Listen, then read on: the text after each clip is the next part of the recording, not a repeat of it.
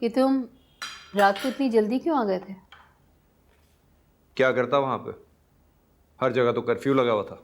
ओह, अब समझी। तुम नाराज होकर आए थे। और हिम्मत नहीं थी मुझ में अपनी इंसल्ट करवाने की। उनकी बातों से, उनकी नज़रों से मुझे साफ अंदाज़ा हो गया था कि वो नहीं चाहते कि मैं वहां हूं, और ना ही वो ये चाहते थे कि मैं उनके घर में आऊं। मजबूरी थी बेटा, दुल्हन का पर्दा जो था तुमसे। पर्दा? दिखावा है सब मामा।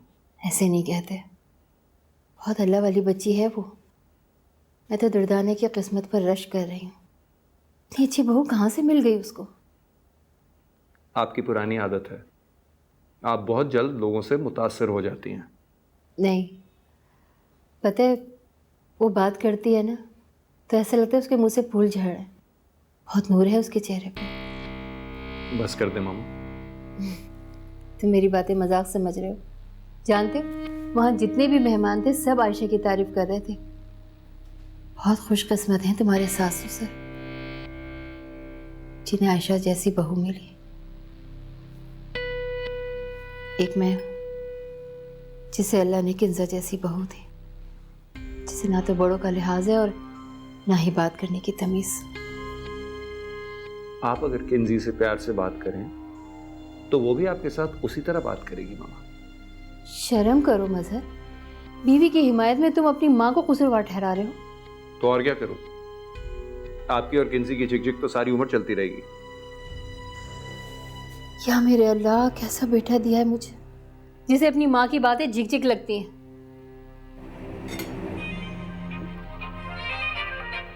किसका फोन है? किंजी। शैतान का नाम लिया और शैतान हंसे। हेलो। बच्चों की तरह बिहेव मत किया करो मजहर। ये भी कोई बात है नाराजगी वाली? इतनी छोटी सी बात पे तुम रूठ कर चले गए। सही कहा तुमने, मेरी इज्जत हमेशा तुम्हें जरा सी बात ही लगती है। तो मुझे साफ साफ बताओ कि तुम हारिस के वलीमे पे आ रहे हो या नहीं। पूछ तो ऐसे रही हो जैसे मैं इनकार करूंगा तो तुम फौरन घर चली आओगी। मुझे फोन दो। मैं बात कर रहा हूं ना मामा। अरे दो ना, इधर दो। हेलो किंजा बेटा। जी बोलिए। बेटा तुम बिल्कुल फिक्र नहीं करो, मजहर वलीमे में जरूर आएगा। मैं लेकर आऊंगी इसको। अरे ये भी कोई मौका है नाराज होने का? जी बहुत शुक्रिया।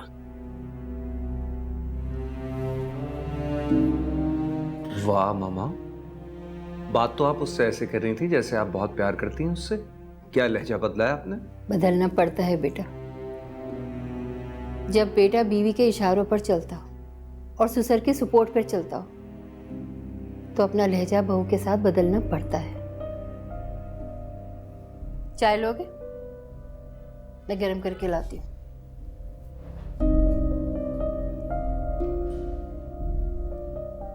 मजहर से कोई बात हुई तुम्हारी? हो गई। अब मूड कैसा है उसका? वलीमे में तो आएगा ना? मूड तो उसका ऑफ ही था, लेकिन मामा मेरी सास बहुत ही चालाक औरत है, कभी भी कोई मौका हाथ से जाने नहीं देती। अब क्या कहा उन्होंने?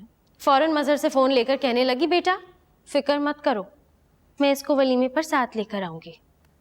वैसे तुम्हारा शौहर है ना, अजीब ही इंसान है, हर मौके पे अपना मूड ही खराब कर लेता है। सिर्फ अपनी इम्पोर्टेंस को जिताना चाहता है। चलो कोई बात नहीं, तुम तो खुश हो ना, हमें उसे इम्पोर्टेंस देने में कोई मसला नहीं है। मामा हाँ? एक बात बताएं, क्या आयशा सारी उम्र मजहर से पर्दा करेगी?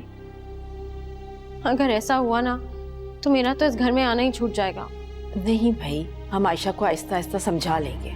समझा लीजिएगा, वरना मैं बर्दाश्त नहीं करूंगी कि मेरे शौहर के लिए इस घर के दरवाजे बंद हो।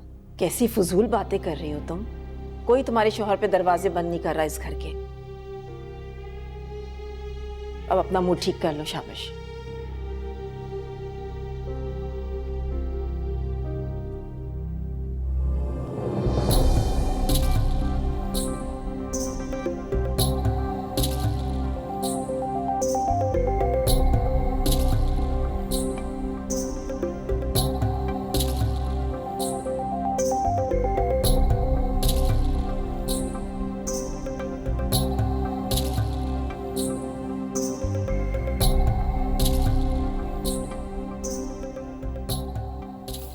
हारिस, उठ जाइए, कोई देखेगा ना समझेगा कि आप पत्थर के बन गए।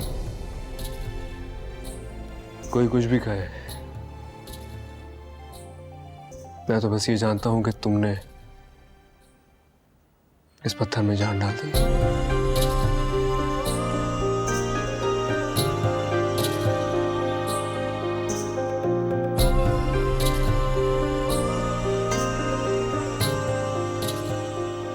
पता है आशा, मेरी जितनी फीमेल फ्रेंड्स थी ना, वो मुझसे कहती थी कि तुम्हें कभी किसी से मोहब्बत हो ही नहीं सकती है।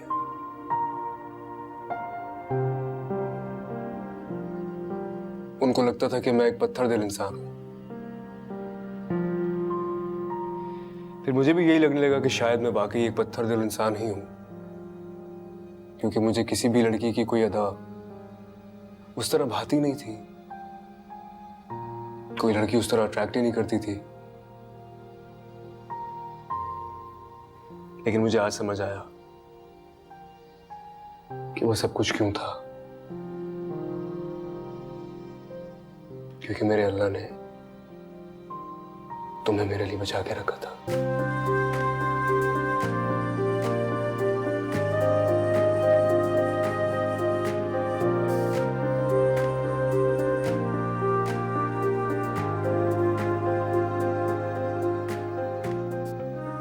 वाकई हारिस, कौन किसके नसीब में है ये सब सिर्फ अल्लाह के हाथ में है।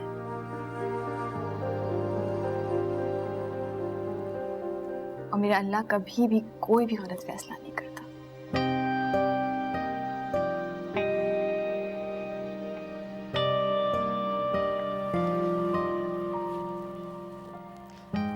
आशा, मेरा दिल चाह रहा है कि आज हम लोग रिसेप्शन पे ना जाएं। अच्छा, तो हमारा ही वलीमा है और हम दोनों ना जाएं।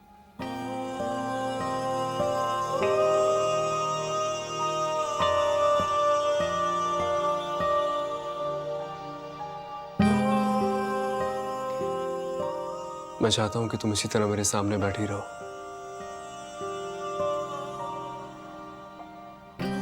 और मैं तुम्हें यूं ही देखता रहूं। और अब मेरे सिवा तुम्हें और कोई ना देखे।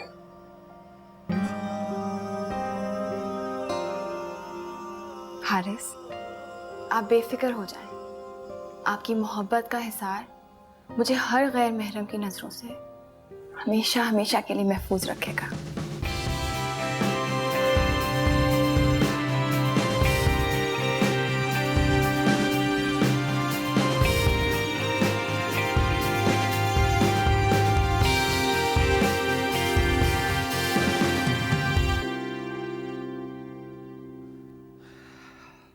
अरे नाइट बाजी, आप तैयार होने नहीं गई अभी तक?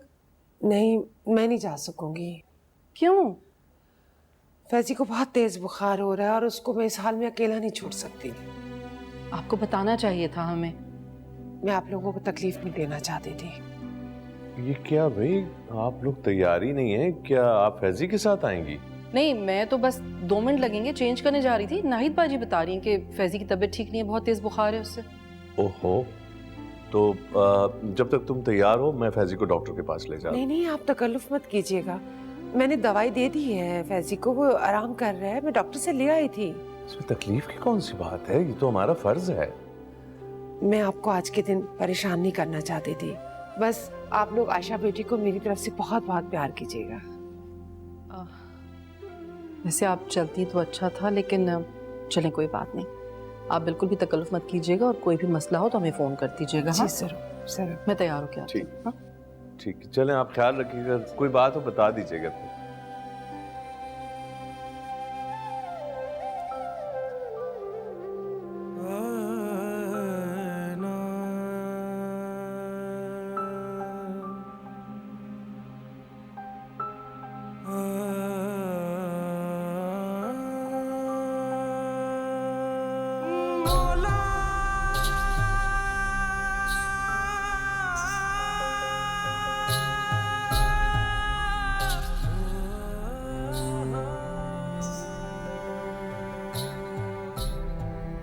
मम्मी। हाँ मेरी जान।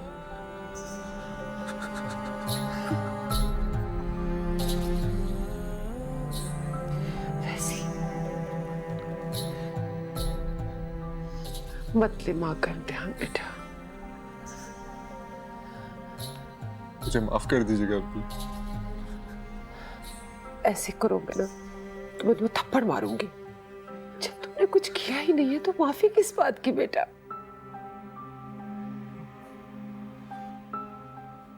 आयशा के वलीमे में नहीं जाएंगे आप? नहीं बेटा, तुम इस हाल में छोड़ के कैसे जा सकते हो? आप चली जाए ना, उसको बुरा लगेगा प्लीज। उसे बुरा नहीं लगेगा। तुम लेटो, मैं बर्फ की पट्टियां करती हूँ। चलो शाबाश।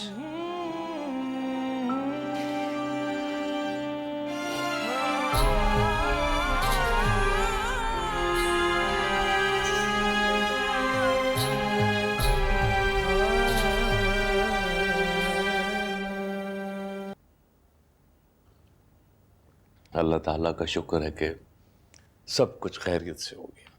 माशाल्लाह, आयशा के ससुराल में भी सब उसकी बहुत तारीफ कर रहे थे। वो आयशा खुश तो थी ना माँ? क्यों, आपसे मिली तो थी, आपको खुश नहीं लगी? बेटियां खुश ना भी हों तो बाप को थोड़ा ही पता लगने देती हैं। ऐसी बात नहीं है। उसकी शादी से पहले मेरे दिल में भी बहुत से वसवसे, बहुत से खदशात थे, लेकिन आज उससे मिलकर सब दूर हो गए। ये सब अल्लाह ताला का करम है बस। हारिस की बहुत तारीफ कर रही थी आयशा। हाँ, कल आएंगे ना वो लोग? हाँ, मैंने कहा तो था, मगर कह रही थी कि जैसी हारिस की मर्जी। अच्छी बात है, उसे अब हारिस की मर्जी को ही अहमियत देनी चाहिए। कितना अजीब बंधन है ना ये शादी भी। बेटियां शोहर की हो जाएं तो फिर माँ बाप की मर्जी नहीं चलती।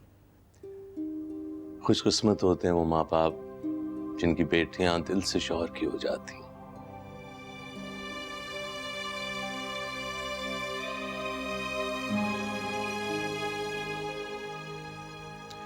मगर तुम उदास मत हो, आयशा हारिस के साथ बहुत खुश रहेगी। इंशाल्लाह।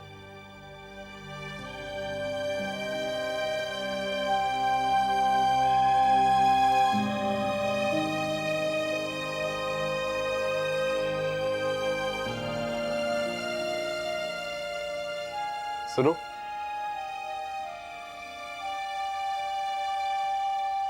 आज वलीमे का सेकंड डे है, तुम इतने सिंपल कपड़े क्यों पहनी हो भाई? मुझसे भारी कपड़े पहने नहीं जाते, अब घर में ये ठीक है ना। अरे ये क्या बात हुई? तुम नई नवेली दुल्हन हो, हर वक्त सजे समरे रहना है मेरे लिए। आप मुझे सजा दे रहे हैं। मजाक कर रहा हूँ। तुम्हारी खूबसूरती को सजने संवरने की जरूरत ही नहीं है आयशा, तुम ऐसी बात प्यारी हो। औरत का सबसे बड़ा श्रृंगार उसकी हया होती है। जिस औरत का दामन हया से खाली हो, दुनिया का कोई भी श्रृंगार उसे हयादार औरत से ज्यादा हसीन नहीं बना सकता।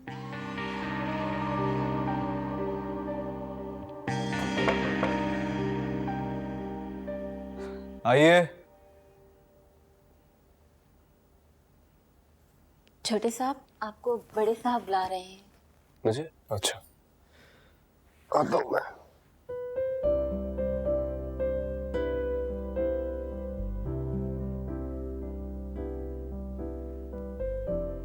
आप कुछ कहना चाह रही हैं? जी छोटी बेगम साहिबा, आप बहुत प्यारी हैं जी। आपका बहुत शुक्रिया। सच कहूँ तो आपके आ जाने से इस घर के नसीब खुल गए। मुझे तो यूँ लगता है जैसे कोई नूर आ गया हो इस घर में। ऐसी कोई बात नहीं है। ऐसी ही बात है जी, अब तो अल्लाह वाली है। है? हम सब अल्लाह वाले हैं आंटी। देखा, मैंने कहा था ना कि आप अल्लाह वाली है, वरना हम छोटे लोगों को आंटी कौन कहता है? ऐसे बात नहीं करते हैं, अल्लाह नाराज होते हैं। अब आप आ गई है ना, तो मुझे अच्छी अच्छी बातें बताते रहिएगा ताकि अल्लाह मुझसे नाराज ना हो। छोटी बेगम साहिबा। और ये छोटी बेगम साहिबा क्या होता है? आप मुझे बेटी बुलाइएगा। जीते रहे, खुश रहे।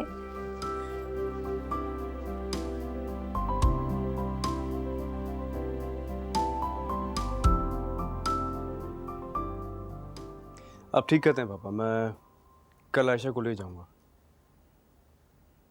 आपको फरहान ने कॉल करके बताया? नहीं नहीं, इतनी बात के लिए कॉल करने की क्या जरूरत थी भाई? वैसे भी दूल्हा दुल्हन का फर्ज है कि वलीमे से अगला रोज दुल्हन के घर पे गुजारे। आप ना भी कहते तो इन दोनों ने अपना प्लान तो बना ही लिया था। नहीं मामा, हमने ऐसा कोई प्रोग्राम नहीं बनाया था, लेकिन पापा ठीक कहते हैं, मैं कल आयशा को ले जाऊंगा उसके घर। जरूर जाओ भाई, रस्म रिवाज भी यही है कि वलीमे से अगला रोज दूल्हा दुल्हन दुल्हन के यहाँ गुजारते हैं। आप शायद भूल रहे हैं कि आपकी बहू आयशा रस्म रिवाज को नहीं मानती। अब देखती हूँ कि इस रस्म से कैसे इनकार करती है। मामा, ये कोई रस्म नहीं है, मेरा ख्याल है हमारा फर्ज है। हाँ यार, जरूर चले जाओ, वरना फिर फरहान फोन करके इनवाइट करेगा और मुझे अच्छा नहीं लगेगा। डोंट वरी पापा, मैं उनको कॉल करके बोल देता हूँ ताकि उन्हें हमें इनवाइट करने की जरूरत ना पड़े। गुड। Excuse me. वैसे उन्हें इसे इनवाइट तो करना चाहिए, आखिर हारिस उस घर का दामाद है, रिस्पेक्ट देनी चाहिए उन्हें। हाँ, और वो घर भी तो आयशा का है, यानी दुल्हन का महका है, तो हमें भी चाहिए कि उन्हें रिस्पेक्ट दें। वैसे आप इन फजूल बातों में ना अपना दिमाग न खपाया करें, क्रिएटिव कामों पर तवज्जो दिया करें। चाय ठंडी हो रही है, पी लो।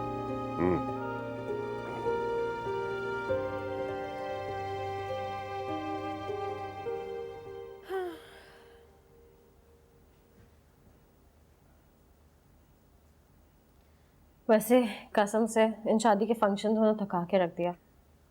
हाँ, भाई की शादी है, थकावट तो होगी। जब फंक्शंस एंजॉय करने हैं तो थकावट भी फेस करनी पड़ेगी।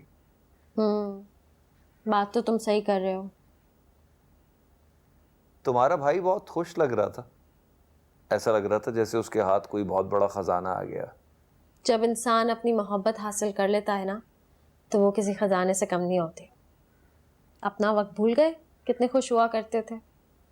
हाँ, मैं तो बहुत खुश था क्योंकि मेरे पास खुश होने की वजह थी। मेरी शादी तुमसे हुई थी, लेकिन हारिस के हिस्से में क्या आया? आयशा, एक कॉम्प्लिकेटेड कॉम्प्लेक्स्ड सी लड़की जिसे पता नहीं किस बात का गुरूर है। तुम जो भी कह लो, वो खूबसूरत बहुत है। खूबसूरत होने से क्या होता है? और वो दुनिया को फेस नहीं कर सकती जिस तरह तुम करती हो। और मुझे तो ये नहीं समझ आता कि वो कब तक इस तरह मुंह छुपाने का नाटक करती रहेगी। मैंने मामा से साफ साफ कह दिया कि अगर आयशा की वजह से तुम्हारी उस घर में आने जाने पे पाबंदी लगाई जाएगी, तो मैं भी उस घर में आना जाना छोड़ दूंगी। साफ जाहिर है इतने करीबी रिश्तेदारों में ये आंख मचोली ज्यादा दिन तो नहीं चल सकेगी। डोंट वरी, इस मामले में मैं तुम्हारे साथ हूँ। हाँ हाँ, आई नो डार्लिंग, तुम तो हमेशा हर मामले में मेरा साथ ही देती हो। बस कभी कभी जरा नाराज हो जाती हो तो फिर मेरी बात से इख्तिलाफ करने लगती हो, अदरवाइज यू फाइन। तुम बहुत तेज चीजों समझ आई है। मैंने क्या कहा? एक बात बताओ किंजी, क्या तुम्हें लगता है कि आयशा जैसा खुद को जाहिर करती है उसी तरह की है? क्या मतलब?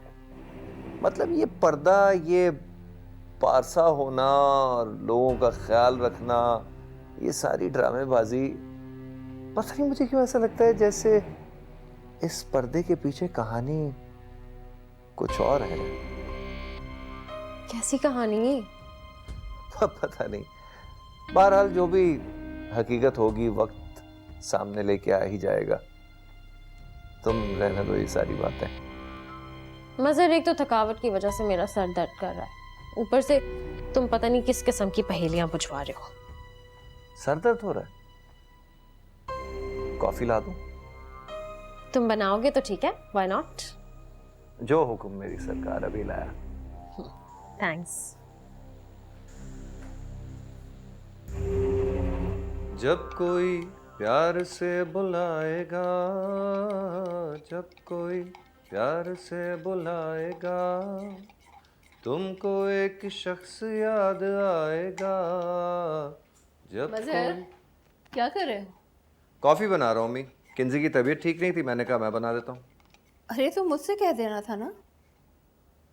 अम्मी, ये कौन सा ऐसा बड़ा काम है जो मैं नहीं कर सकता? खामखा मैं आपको कहता। मर्द किचन में काम करते अच्छे नहीं लगते बेटे। मुझे बुरा नहीं लगता। हाँ, भला तुमको क्यों बुरा लगेगा? जिस मर्द की किस्मत में बीवी की खुशामदें लिखी हों, उसे भला क्यों बुरा लगने लगा? बनाओ कॉफी। लज्जते गम से आशना होकर, अपने महबूब से जुदा होकर।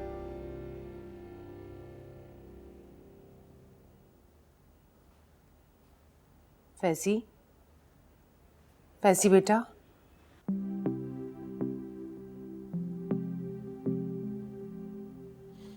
फैजी, फैजी उठो बेटा, दूध पी लो बेटा, दवाई भी खानी है। फैजी, फैजी, फैजी,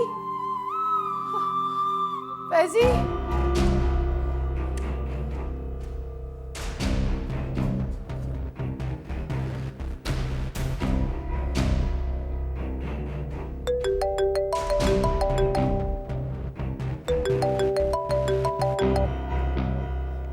हेलो।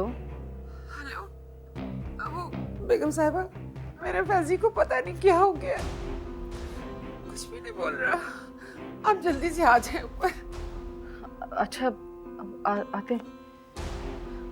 फरहान, फैजी, फैजी, मेरा बच्चा, फैजी आंखें खोलो बेटा।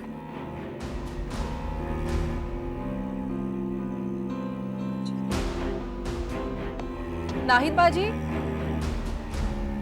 नाहिद बाजी, नाहिद बाजी।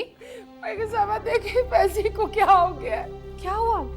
परेशान नहीं हो फैजी? फैजी बेटा, फैजी बेटा आंखें खोलो। मेरे फैजी को क्या हो गया? इसको तो बहुत तेज बुखार हो रहा है, शायद इसी वजह से बेहोशी सी तारी है। फैजी, फैजी, इसको हॉस्पिटल ले जाना होगा। अल्लाह खैर, सब ठीक हो जाएगा, परेशान मत हो। हाँ हेलो, फोन कर रहे हैं अभी। हाँ सुनो, गाड़ी निकालो और हाँ, और फिर तुम ऊपर आ जाओ, फौरन हॉस्पिटल जाना है। ठीक है, हाँ जल्दी से ऊपर भी आ जाओ। फैजी, ठीक हो जाएगा, बिल्कुल परेशान। फैजी बेटा,